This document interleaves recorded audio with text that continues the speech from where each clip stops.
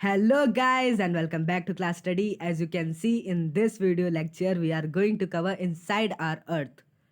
तो जैसा कि मैं बता दूं मेरे छोटे दोस्तों कि इस पूरे चैप्टर में हम लोग जो है ना क्या पढ़ने वाले हैं वो तो हमें थोड़ी देर में पता ही चल जाएगा। ये चैप्टर 2 है, क्लास 7th ज्योग्राफी का। तो ये बाय मिस्टेक यहाँ पर चैप्टर फर्स्ट लिखा गया है, वो चैप्टर 2 है। तो ये सब चीज़ें तो आपको पता ही चल जाएंगी वैसे भी।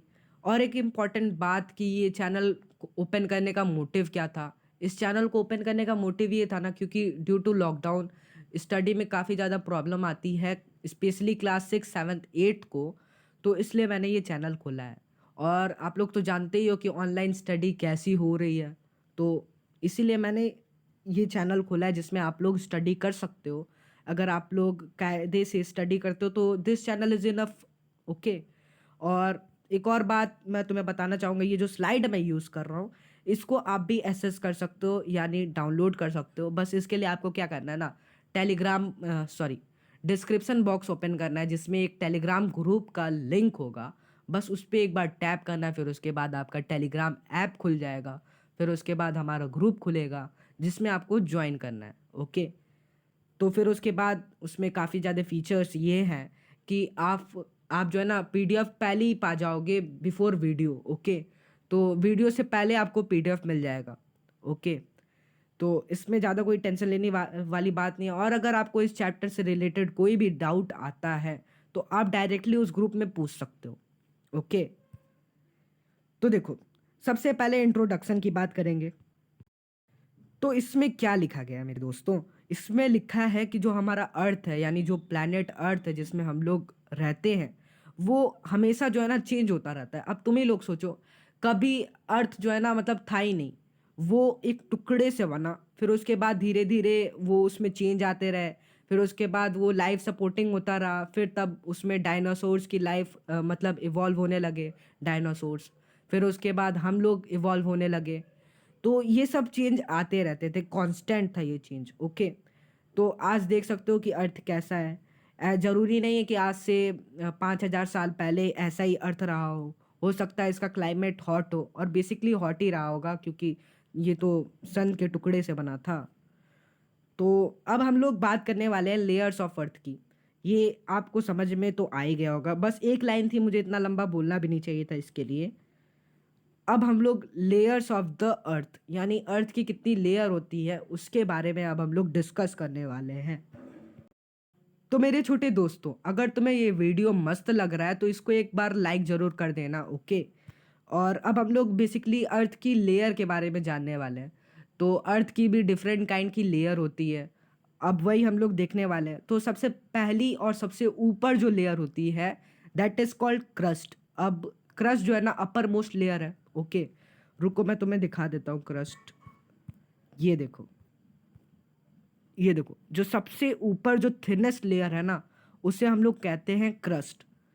तो चलो वापस से क्रस्ट के बारे में थोड़ी और नॉलेज गेन करते हैं। तो इसमें लिखा गया है कि हाँ देखो, इसमें भी लिखा गया है कि ये काफ़ी ज़्यादा थिनेस्ट लेयर होती है, ऑफ कोर्स होती है। अब जो है ना इसका लेंथ कितना है, इसका लेंथ है 35 किलोमीटर। लेंथ नहीं, सॉरी, विथ। अब तुम लोग बोलोगे यार 35 किलोमीटर तो काफ़ी ज़्यादा मतलब हैरान कर देने वाला है, और आप कह रहे हो ये थिन लेयर है। तो मैं बता दूं, ये थिन लेयर है but in the sense of earth, मतलब कि अर्थ काफ़ी ज़्यादा बड़ा होता है, उसके मुकाबले 35 किलोमीटर काफ़ी कम हुआ ना। तो इसलिए क्रस्ट को जो है ना थिनेस्ट लेयर कहा जाता है, और इसकी विड्थ याद रख लेना 35 किलोमीटर। और क्रस्ट जो है ना दो टाइप के होते हैं, डिपेंड करता है कि वो कौन से मटेरियल से बना है। पहला काइंड होता है सियाल और दूसरा काइंड होता है साइमा। अब ये क्या है, देखो, जब कभी भी कंपोनेंट्स यानी जो एलिमेंट्स तुम लोग बाद में पढ़ोगे, बस इतना जान लो, क्रस्ट दो टाइप के होते हैं। एक में सिलिका और एल्यूमिना होता है, मतलब उसका जो कॉम्बिनेशन है वो सिलिका और एल्यूमिना का कॉम्बिनेशन होता है। ओके। तो जब कभी भी सिलिका और एल्यूमिना का कॉम्बिनेशन देखने को मिलता है हमें क्रस्ट की लेयर में, तो हम लोग सिलिका का SI ले लेते हैं कॉमन, और एलुमिना का AL कॉमन ले लेते हैं। और इन दोनों को कंबाइन करने के बाद जो नाम देखने को मिलता है that is called sial. Okay. और एक और जो इसका सेकंड टाइप है वो ये है कि सिलिका इसमें कांस्टेंट रहता है, बट एल्यूमिना की जगह हमें मैग्नीशियम देखने को मिलता है। तो हम लोग इसका सिलिका का SI कॉमन लेते हैं और मैग्नीशियम का Ma कॉमन लेते हैं, and then it is known as sima. Okay, hope आपको ये वाला टॉपिक समझ में आया होगा। अब हम लोग मेंटल की बात करने वाले हैं। देखो, मैं मेंटल की बात नहीं कर रहा हूँ, I am talking about mental. Okay, तो दोनों में डिफरेंस है। होप कि तुम लोग समझ रहे होगे, अगर नहीं समझ रहे तो कोई बात नहीं, फिलहाल पढ़ते हैं। तो देखो, क्रस्ट के बाद जो लेयर आती है उसको हम लोग कहते हैं मेंटल। अब व्हाट इज मेंटल? तो ये क्या होता है ना, ये 2900 किलोमीटर थिक होता है, ये काफ़ी ज़्यादा मोटी लेयर होती है। अब तुम लोग कंपेयर कर सकते हो, क्रस्ट कहाँ 35 किलोमीटर विथ होती है उसकी, और कहाँ मेंटल की 2900 किलोमीटर की विथ होती है। तो ये काफ़ी ज़्यादा थिक यानी मोटा लेयर होता है। ये सॉलिड स्टेट में भी एग्जिस्ट करता है और मोल्टेन स्टेट यानी कि लिक्विड स्टेट में भी एग्जिस्ट करता है। और बेसिकली ये टोटली लिक्विड स्टेट नहीं होती, इसे हम लोग कहते हैं सेमी मोल्टन, यानी सेमी लिक्विड कह सकते हो तुम लोग। ओके, तो मेंटल के बारे में इतनी ही जानकारी दी थी हमारे बुक में। अब हम लोग पढ़ने वाले हैं कोर। अब व्हाट इज कोर? तो सीधा डेफिनेशन आपकी बुक में नहीं गिवन है। अब कोर भी दो टाइप्स के होते हैं, एक होता है इनर कोर। तो नाम से ही पता चल रहा है, अगर इनर कोर है तो वो अंदर होगा, और जो आउटर कोर है वो आउटर लेयरिंग होगी। इतना इजी था ना ये, देखो नाम से ही पता चल गया। तो देखो, जैसा कि तुम लोग फिगर देख सकते हो, सबसे पहले आया क्रस्ट जो कि 35 किलोमीटर विथ था, फिर विथ थी उसकी, सॉरी हाँ। और फिर उसके बाद मेंटल, तो मेंटल थोड़ा ज़्यादा चौड़ा होता गया, काफ़ी ज़्यादा थिक था। फिर उसके बाद outer core and then inner core. Okay, चलो अब देखते हैं इनर कोर के बारे में क्या लिखा गया है। तो इनर कोर जो है ना, दो मटेरियल से कंपोज होके बना है। पहला तो आयरन, जैसा कि तुम लोग जानते हो आयरन किसे कहते हैं, और दूसरा है निकेल। ओके, तो देखो हम लोग जो है ना, निकेल का Na कॉमन लेते हैं और आयरन का Fe कॉमन लेते हैं। तो मैं बता दूं आयरन का Fe कॉमन कैसे निकलता है। तो आयरन का एक और नाम होता है जिसको कहते हैं फेरस। अगर तुम लोग जानते हो तो ग्रेट, अगर नहीं जानते तो अब जान जाओगे। ओके, तो आयरन का दूसरा नाम होता है फेरस। फेरस का अगर हम लोग Fe कॉमन ले और निकेल का Na कॉमन ले तो उसे हम लोग कह सकते हैं नाइफ। तो जो इनर लेयर होती है, ये इसका कंपोजिशन तुमने पढ़ लिया, आयरन और निकेल। ओके, तो ये याद रखना। और आउटर कोर क्या होता है? तो देखो, इनर कोर एक और चीज़ थी इसके बारे में। इनर कोर जो होता है ना वो सॉलिड होता है। ओके, और आउटर कोर लिक्विड होता है। तो आउटर कोर जो है ना, कितना, तो इसमें देखो लिखा गया है कि आउटर कोर जो होता है 2100 किलोमीटर थिक होता है। बस वो चीज़ थोड़ा इसमें से लिखा नहीं, गायब हो गया। अब पता नहीं कैसे गायब हुआ। तो 2100 किलोमीटर थिक होता है, बस इतनी नॉलेज तुम्हें रखनी है, और इतना ही तुम्हारी बुक में दिया गया है। तो बस इतना याद रख लेना, the outer core is liquid in nature and is about 2100 kilometre thick. Okay, अब हम लोग रॉक्स पे आ चुके हैं। ओके, अब तुम्हें अगर रॉक वाला टॉपिक समझ में आ गया then you are a rock star. तो चलो अब इसको पढ़ते हैं, इसमें क्या है। तो रॉक भी जो है ना डिफरेंट काइंड के होते हैं। सबसे पहला जो टाइप आता है दैट इज इग्नियस रॉक। तो अब इग्नियस रॉक जो है ना तुम्हें बेसिकली वॉल्केनोज के आसपास देखने को मिलता है। अब इग्नियस रॉक भी डिफरेंट काइंड के होते हैं। बस इसमें जो तुम्हें इस बुक में जो पढ़ना है वो है इंट्रूसिव रॉक और एक्सट्रूसिव रॉक। बाकी हमें नहीं पढ़ना। जो कि प्लूटोनिक रॉक है वो हम बाद में पढ़ेंगे। ओके, और वो तुम्हारी बुक में दिया भी नहीं है उसके बारे में। फिलहाल हम लोग इंट्रूसिव और एक्सट्रूसिव रॉक्स के बारे में पढ़ने वाले हैं। तो बेसिकली इग्नियस रॉक की फॉर्मेशन कैसी होती है ये भी मैं तुम्हें बता देता हूँ। तो वॉल्केनोज के आसपास ही सॉइल होता है, सॉरी रॉक होता है। तो तुम ही लोग समझ जाओ कि जो वॉल्केनो में से जो लावा निकलता है वो जब कूल हो जाता है तो वो इग्नियस रॉक में कन्वर्ट हो जाता है। अब ये कैसे? एग्जाम्पल लो ना तुम लोग वाटर का। वाटर को जब तुम लोग फ्रीज करते हो तो फ्रीज करने के बाद वो सॉलिड में कन्वर्ट हो जाता है, दैट इज़ कॉल्ड आइस। तो सिमिलरली अगर तुम लोग लावा जो वॉल्केनो में से निकला कुछ समय बाद वो सॉलिड में कन्वर्ट हो जाता है ड्यू टू फ्रीजिंग। तो जब वो सॉलिड में कन्वर्ट हो जाता है तो that is called igneous rock. अब इग्नियस रॉक दो टाइप के होते हैं, एक एक्सट्रूसिव और एक इंट्रूसिव। तो उन दोनों की भी बात करते हैं। अब तुम लोग इधर आओ, देखो इसमें क्या लिखा हुआ है। इसको एक बार पॉज करके पहले पढ़ लो, फिर उसके फिर मैं जो है ना प्ले कर देना इसको, मैं तुमको समझा दे रहा हूँ। ओके। तो जब कभी भी मॉल्टेन लावा, जो पिघला हुआ लावा है, वो जल्दी से कूल हो जाता है और कन्वर्ट हो जाता है एक रॉक में, वो होता है एक्सट्रूसिव इग्नियस रॉक। ओके। इसको एक बार पढ़ लेना क्योंकि समझ में आ जाएगा ज़्यादा। और समटाइम्स क्या होता है कि जो माग्मा होता है वो इनसाइड द अर्थ, मतलब काफ़ी ज़्यादा गहराई में कूल होता है। तो जब वैसे में कूल होता है तब that is called intrusive igneous rock. तो काफ़ी ज़्यादा मतलब माइन्यूट पॉइंट था डिफरेंशिएशन का, मतलब काफ़ी ज़्यादा माइन्यूट लेवल था डिफरेंस का।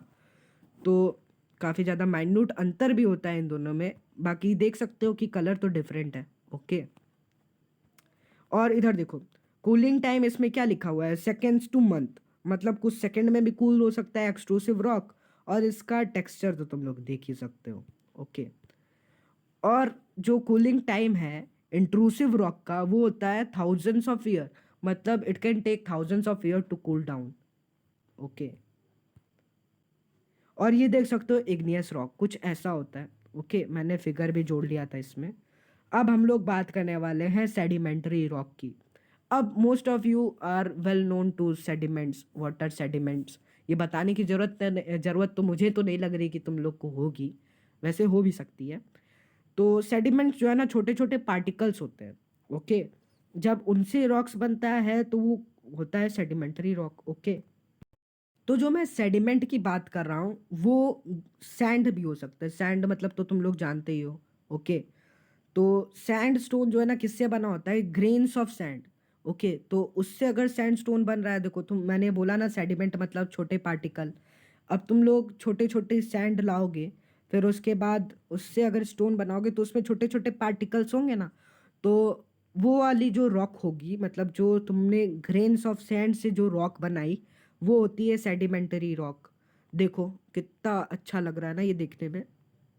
चलो, कुछ ऐसा होता है ये सेडिमेंटरी रॉक, देख सकते हो कितने छोटे छोटे पार्टिकल्स हैं इसमें। ओके। अब आती है बात मेटामॉर्फिक रॉक की। तो बेसिकली क्या होता है ना, जो इग्नियस रॉक होती है और जो सेडिमेंटरी रॉक होती है, अगर इस पे लगातार हीट पड़े और काफ़ी ज़्यादा प्रेशर पड़े तो वो कुछ इसमें कन्वर्ट हो जाता है। देख रहे हो। तो देखो यही चीज़ लिखा भी हुआ है, एक बार पॉज करके इसको पढ़ भी लेना तो ज़्यादा बेटर समझ में आएगा। तो जब कभी भी ज़्यादा हीट और ज़्यादा प्रेशर से जो सेडिमेंट्री रॉक है और इग्नियस रॉक है उसको एक्सपोज किया जाता है, तो that will convert into metamorphic rock. Okay. Hope you will getting my point.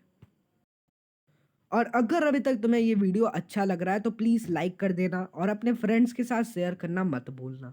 Okay. अब हम लोग बात करेंगे रॉक साइकिल की। तो बेसिकली जैसा कि वाटर साइकिल होता है, similarly we are going to move rock cycle, we are going to read about rock cycle. Okay. एक चीज़ मैंने तुम्हें अभी बताया कि जो सेडिमेंटरी रॉक है और इग्नियस रॉक है वो चेंज हो जाता है किस में, मेटामॉर्फिक रॉक में।